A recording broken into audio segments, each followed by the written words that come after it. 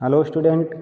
आज हम बात करेंगे ऐसी ड्रग्स के बारे में जो ड्रग्स आपके ऑटोनॉमिक नर्वस सिस्टम पे काम करती हैं।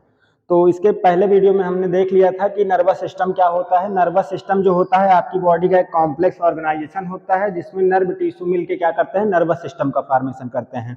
और नर्वस सिस्टम जो होता है आपकी पूरी एक्टिविटी, आपकी बॉडी की होल एक्टिविटी को कंट्रोल करता है, नर्वस सिस्टम कहलाता है। जिसमें नर्वस सिस्टम आपका जो था दो पार्ट में डिवाइड था। एक आपका CNS जिसमें ब्रेन और स्पाइनल कॉर्ड आता है, जो आपकी बॉडी को कंट्रोल करता है, मैसेज को रिसीव करता है और प्रोसेस देता है, ऑर्डर देता है कोई भी एक्शन को करवाने के लिए। और इधर आपका दूसरा पोर्शन जो होता है वो PNS होता है, peripheral nervous system. Peripheral nervous system ये ब्रेन और स्पाइनल कॉर्ड से जो नर्व निकलती हैं, 12 जोड़ी ब्रेन से निकलती है, 31 जोड़ी जो होती है स्पाइनल कॉर्ड से निकलती है, उसी को हम बोलते हैं PNS। तो पेरीफेरल नर्वस सिस्टम जो होता है ये आपकी बॉडी में वॉलंटरी और इनवॉलंटरी एक्शन के लिए रिस्पॉन्सिबल होता है। तो PNS जो होता है फिर आगे चल के आपका दो पार्ट में डिवाइड था, एक आपका SNS और दूसरा आपका ANS।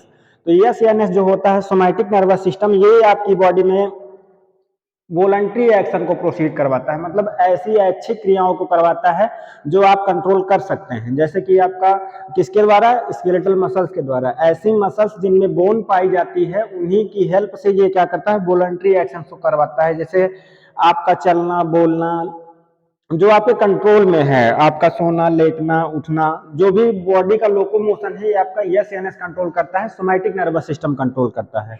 और दूसरा जो पोर्शन होता है वो होता है ANS, ऑटोनॉमिक नर्वस सिस्टम जो होता है। तो ऑटोनॉमिक नर्वस सिस्टम जो है ये स्मूथ मसल्स की हेल्प से आपकी बॉडी में इनवॉलंटरी एक्शन को देता है, मतलब अनैच्छिक क्रियाओं को करवाता है, ऐसी क्रियाएं जो आपके कंट्रोल में नहीं है। जैसे कि आपका हार्ट बीट कर रहा है तो हार्ट आपका बीट करेगा, वो आपके कंट्रोल में नहीं है। ब्लड सर्कुलेट हो रहा है तो ब्लड सर्कुलेट होगा, आपके कंट्रोल में नहीं है। आप रेस्पायरेशन कर रहे हैं, सांस ले रहे हैं, वो इनवॉलंटरी एक्शन है, आपके कंट्रोल में नहीं है। आपने भोजन खा लिया है, उसका डाइजेशन होगा, वो आपके कंट्रोल में नहीं है। तो ये मसल्स जो होती हैं, ANS वाला जो नर्वस सिस्टम होता है, ऑटोनॉमिक नर्वस सिस्टम, ये स्मूथ मसल्स पे काम करता है। जो आपकी बॉडी में स्मूथ मसल्स है जिसमें बोन अब्सेंट होती है और इनवॉलंटरी एक्शन को प्रोसीड करवाता है। तो ऑटोनॉमिक नर्वस सिस्टम जो होता है ANS आपका, ANS जो होता है ऑटोनॉमिक नर्वस सिस्टम, ये दो पार्ट में डिवाइड है। एक आपका सिंपैथेटिक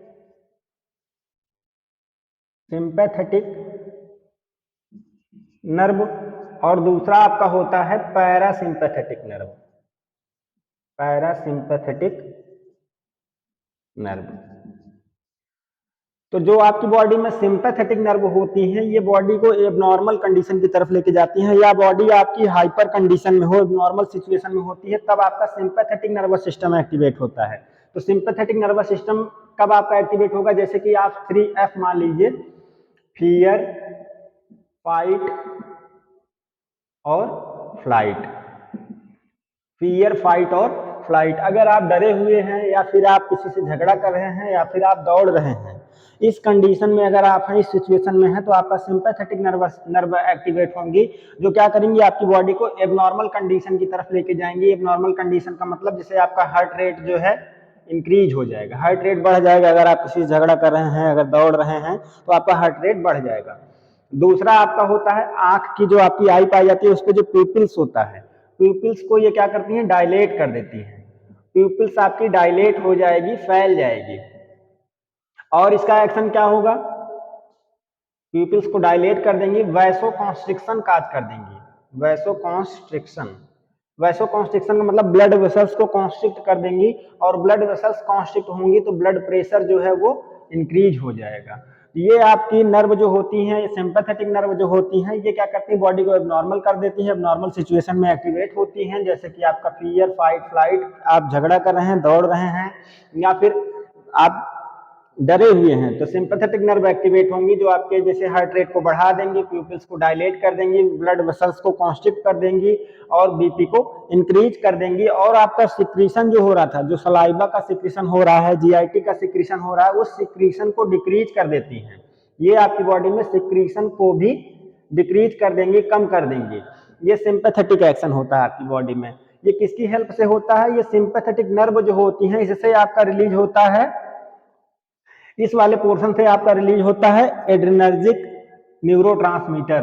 अब इसमें जो न्यूरोट्रांसमीटर रिलीज होते हैं उनका नाम अगर देखा जाए तो जिसमें आपका एक होता है एड्रीनलिन, एड्रीनलिन, दूसरा आपका होता है नॉर एड्रीनलिन, और तीसरा आपका होता है डोपामीन, डोपामीन।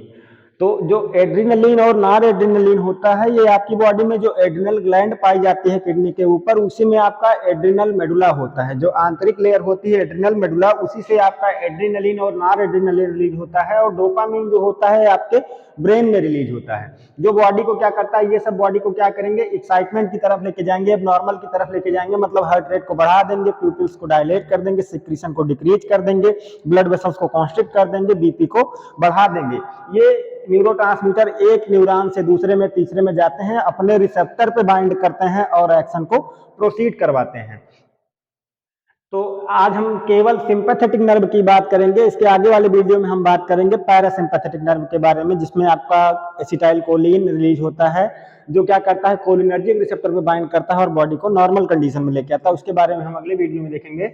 आज केवल हम देखेंगे सिंपैथेटिक नर्व पे कौन कौन सी दवाएं होती हैं, सिंपैथोमाइमेटिक क्या होते हैं, इनके बारे में देखेंगे। तो ये जो आपका डोपामीन है या एड्रीनलिन है या फिर नॉर एड्रीनलिन है, ये जब रिलीज होता है तो अपने रिसेप्टर पे जाके बाइंड करता है।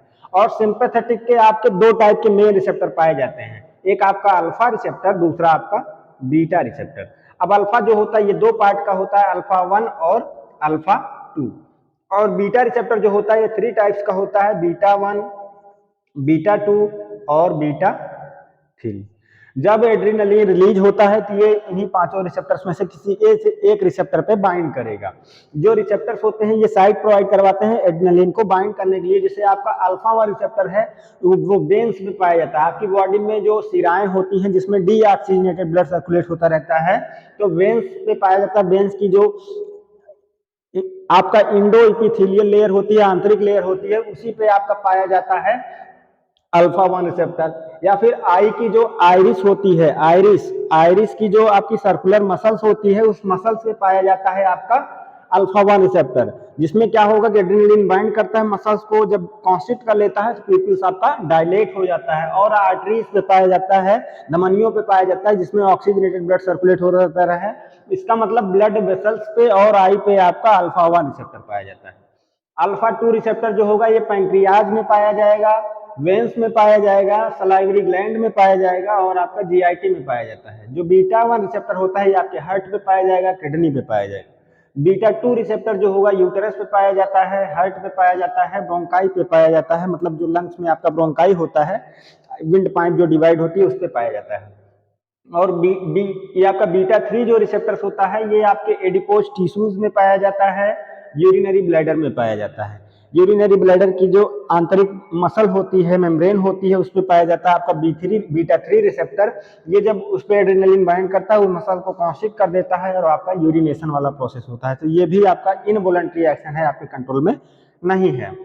तो सिंपैथेटिक नर्वस सिस्टम बॉडी को एबनॉर्मल कर देता है, जिससे रिलीज होने वाले न्यूरोट्रांसमीटर एड्रेनालिन है, नॉर एड्रेनालिन है, डोपामीन है, ये अपने रिसेप्टर पे बाइंड करते हैं अल्फा 1, अल्फा 2, अल्फा 3 और आपका बीटा 1, बीटा 2 और बीटा 3 पे।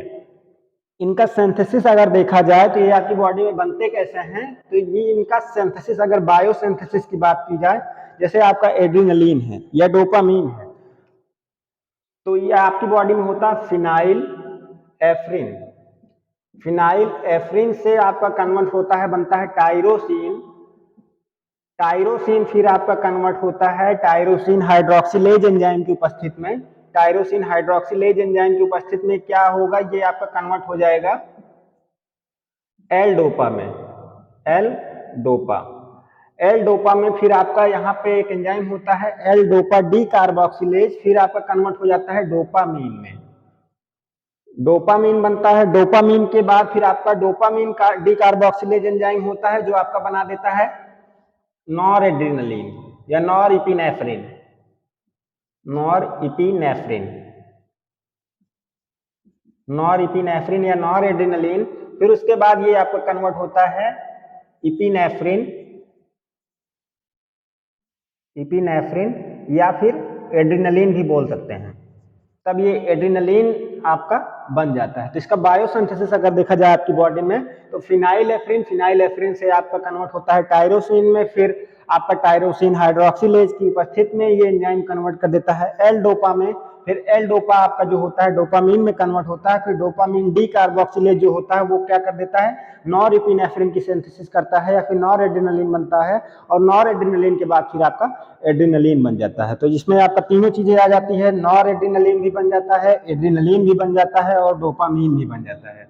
ये आपकी बॉडी में जब रिलीज होगा तो या तो आपके अल्फा 1 रिसेप्टर पे बाइंड करेगा, बीटा 1 पे बाइंड करेगा, या बीटा 2 पे या बीटा 3 पे, जो क्या करेगा आपकी बॉडी में एड्रेनर्जिक एक्शन को देगा, मतलब हार्ट रेट को बढ़ा देगा, प्यूपिल्स को डायलेट कर देगा, सिक्रीशन को डिक्रीज कर देगा, सलाइवा सिक्रीशन जो हो रहा था उसको डिक्रीज कर देगा, वैसोकॉन्स्ट्रिक्शन काज कर देगा, बीपी को बढ़ा देगा। अगर यही न्यूरोट्रांसमीटर आपकी बॉडी में कम रिलीज हो रहे हैं या फिर आपके रिलीज ही नहीं हो रहे हैं, मतलब आपकी बॉडी हाइपो कंडीशन में है, अगर मान लीजिए आपका बीपी एकदम डाउन हो गया है, 120 और 80 जो होता है नॉर्मल वैल्यू, उससे एकदम डाउन हो गया है, आप हाइपो कंडीशन में चले जाते हैं, हाइपोटेंशन आपको हो जाता है, तब क्या होगा, उस बीपी को बढ़ाने के लिए, मतलब आपको फिर से नॉर्मल कंडीशन में लाने के लिए ये न्यूरोट्रांसमीटर का रिलीज होना जरूरी है, जो न्यूरोट्रांसमीटर आपके सिंपैथेटिक नर्व से रिलीज होते हैं, जैसे कि एड्रेनालिन या फिर डोपामीन। यही न्यूरोट्रांसमीटर जब रिलीज नहीं होता है, मतलब आपकी बॉडी हाइपो कंडीशन में चली जाए, अगर आपका हार्ट रेट एकदम डिक्रीज हो जाए, सिक्रीशन बढ़ जाए और आपका वैसोकॉन्स्ट्रिक्शन की बजाय वैसोडाइलेशन हो जाए, बीपी आपका एकदम डिक्रीज हो जाए, तब वहां पे जो दवाएं दी जाती हैं उसको बोलते हैं सिंपैथोमाइमेटिक एजेंट। सिंपैथोमाइमेटिक एजेंट मतलब ऐसे एजेंट जो सिंपैथेटिक नर्व के एक्शन को मिमिक कर दें, बढ़ा दें, इनहांस कर दें, तो सिंपैथोमाइमेटिक एजेंट कहलाते हैं। सिंपैथोमाइमेटिक एजेंट बोल सकते हैं आप, एड्रिनर्जिक एजेंट बोल सकते हैं, या फिर एड्रिनलिन एंटागोनिस्ट बोल सकते हैं, या फिर आप एड्रीनो रिसेप्टर एंटागोनिस्ट भी बोल सकते हैं। पेपर में किसी भी नाम से पूछ सकता है, चाहे आप एड्रिनर्जिक बोलिए, चाहे आप एड्रिनलिन एगोनिस्ट बोलिए, चाहे आप सिंपैथोमाइमेटिक एजेंट बोलिए, चाहे आप एड्रीनो रिसेप्टर एगोनिस्ट बोलिए। ये क्या करेंगे, एड्रिनलिन के तरीके से वर्क करेंगे, सिमिलर जैसे आपका एड्रिनलिन वर्क करता था वैसे ही ये वर्क करेंगे, जो आपकी बॉडी में एड्रिनर्जिक रिस्पांस को देंगे। अगर आपका हार्ट रेट घटा हुआ है तो हार्ट रेट को बढ़ा देंगे, सिक्रीशन आपका अगर इंक्रीज हो गया है तो सिक्रीशन को ये डिक्रीज कर देंगे, प्यूपिल्स आपका अगर कॉन्स्ट्रिक्ट हो गया है तो प्यूपिल्स को डायलेट कर देंगे। तो जो बॉडी में आपकी अब नॉर्मलिटी आई है उसको नॉर्मल कंडीशन में लाया जा सकता है with the help of sympathomimetic agent. तो जो सिंपैथोमाइमेटिक एजेंट होते हैं या फिर आपके एड्रिनर्जिक एजेंट होते हैं, ये ऐसे ड्रग मॉलिक्यूल्स होते हैं या ऐसी ड्रग्स होती हैं जो आपकी बॉडी में एड्रिनलिन के तरीके से वर्क करती हैं और एड्रिनलिन के एक्शन को बढ़ा देती हैं। अगर इनका क्लासिफिकेशन देखा जाए तो एक होती है, पहली क्लास जो होती है इसको बोलते हैं डायरेक्ट एक्टिंग, एक होती है डायरेक्ट एक्टिंग, दूसरी होती है इनडायरेक्ट एक्टिंग और तीसरी होती है आपकी मिक्स्ड एक्शन। तो जो डायरेक्ट एक्टिंग ड्रग होती है ये डायरेक्टली आपके क्या करती है, जो ये रिसेप्टर्स पाए जा रहे हैं अल्फा 1, अल्फा 2, बीटा 1, बीटा 2 या फिर बीटा 3, इसका मतलब जो एड्रिनर्जिक रिसेप्टर पाए जा रहे हैं, डायरेक्ट एक्टिंग ड्रग ऐसी ड्रग मॉलिक्यूल्स होती हैं जो डायरेक्टली जाके रिसेप्टर से बाइंड करती हैं और एड्रिनलिन के तरीके से वर्क करती हैं। और इनडायरेक्ट एक्टिंग ड्रग जो होती है ये आपकी इनडायरेक्टली क्या करती हैं, इसके रिलीज को बढ़ाती हैं। जो न्यूरोट्रांसमीटर आपका रिलीज हो रहा है या फिर ये न्यूरोट्रांसमीटर जो आपका स्टोर्ड है इसको क्या करेंगे, रिलीज करवाएंगे, इसके रिलीज को बढ़ाएंगे, खुद जाके रिसेप्टर पे बाइंड नहीं होती हैं, इसके रिलीज को बढ़ाती हैं, वो इनडायरेक्ट एक्टिंग ड्रग कहलाती हैं। और मिक्स्ड एक्शन वाली ड्रग्स जो होती हैं ये दोनों वर्क करती हैं, उसके रिलीज को भी बढ़ा देंगी और स्वतः जाके उस रिसेप्टर पे बाइंड करती हैं और एड्रिनर्जिक एक्शन को देती हैं। तो जो आपका डायरेक्ट एक्टिंग ड्रग का एग्जांपल है, पहला एग्जांपल है आपका फिनाइल एफ्रिन, दूसरा एग्जांपल है डोपामीन, तीसरा एग्जांपल है सॉल्ब्यूटामॉल और चौथा एग्जांपल है आपका क्लोनिडीन। तो आपका सॉल्ब्यूटामॉल है या फिनाइल एफ्रिन है या डोपामीन है या क्लोनिडीन है, इसका एक्शन क्या होगा, जो आपके रिसेप्टर्स पाए जाते हैं alpha 1, alpha 2, beta 1, beta 2, beta 3, ये डायरेक्टली उस रिसेप्टर पे बाइंड करती हैं और इनका स्ट्रक्चर जो होता है वो सिमिलर होता है आपके एड्रिनलिन के तरीके से। तो ये एक्शन भी जो देती हैं एड्रिनलिन के तरीके से एक्शन देती हैं, ये क्या करेंगी, हार्ट रेट को बढ़ा देंगी। जब भी आपकी ये रिसेप्टर से बाइंड करेंगी हार्ट रेट को बढ़ा देंगी, बीपी को इंक्रीज कर देंगी, प्यूपिल्स को, आंख की जो प्यूपिल्स है प्यूपिल्स को डायलेट कर देंगी, सिक्रीशन को डिक्रीज कर देंगी, कम कर देंगी। ये सारा एक्शन आएगा अगर आप इन दवाओं को लेते हैं तो। ये डायरेक्टली जाके उस रिसेप्टर पे बाइंड करती हैं। अब इनडायरेक्ट एक्टिंग ड्रग्स जो हैं ये रिसेप्टर पे बाइंड नहीं करेंगी, ये आपके इस न्यूरोट्रांसमीटर के रिलीज को बढ़ाएंगी या फिर जो स्टोर्ड न्यूरोट्रांसमीटर होता है उसको रिलीज करवाती हैं, उसके सिंथेसिस में हेल्प करती हैं, रिसेप्टर पे बाइंड नहीं करती हैं। एग्जाम्पल अगर देखेंगे आपका है हाइड्रोक्सी एम्फिटामीन, हाइड्रोक्सी एम्फिटामीन, और दूसरा एग्जाम्पल है आपका स्यूडोइफेड्रिन।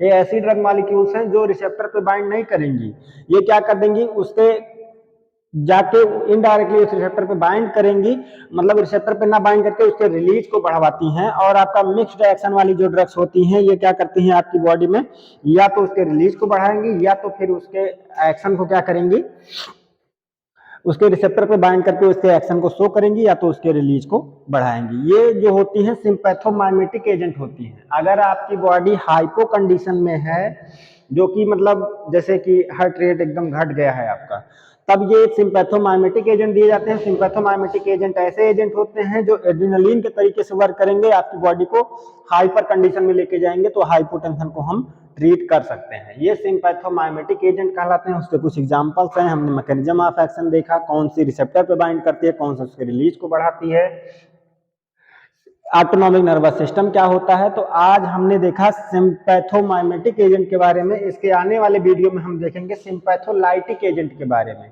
तो जो सिंपैथोलाइटिक एजेंट होंगे, अगर आपका एड्रेनालिन ज्यादा ही रिलीज हो जाता है आपकी बॉडी में, तो बॉडी आपकी अब नॉर्मल हो जाएगी। मान लीजिए आपका हार्ट रेट बढ़ा हुआ था, तो वहां पे हम क्या करेंगे, सिंपैथोलाइटिक दवा देंगे। तो सिंपैथोलाइटिक एजेंट जो होंगे वो ऐसे एजेंट होंगे जो आपकी बॉडी में एड्रेनालिन के एक्शन को डाउन कर देंगे। यहाँ पे आप बीटा एगोनिस्ट दे रहे हैं, मतलब बीटा रिसेप्टर के एक्शन को बढ़ा रहा है, वहां पे बीटा ब्लॉकर देंगे या फिर अल्फा ब्लॉकर देंगे, जो इस रिसेप्टर पे जाके बाइंड करेंगे, इसको ब्लॉक कर देंगे और इसका एक्शन नहीं आएगा। तो ये आपका रहा सिंपैथोमाइमेटिक एजेंट के बारे में। आई होप वीडियो आपको अच्छा लगा होगा। चैनल को सब्सक्राइब कर लीजिए, लाइक करिए, शेयर करिए। मिलते हैं अगले वीडियो में। Thank you.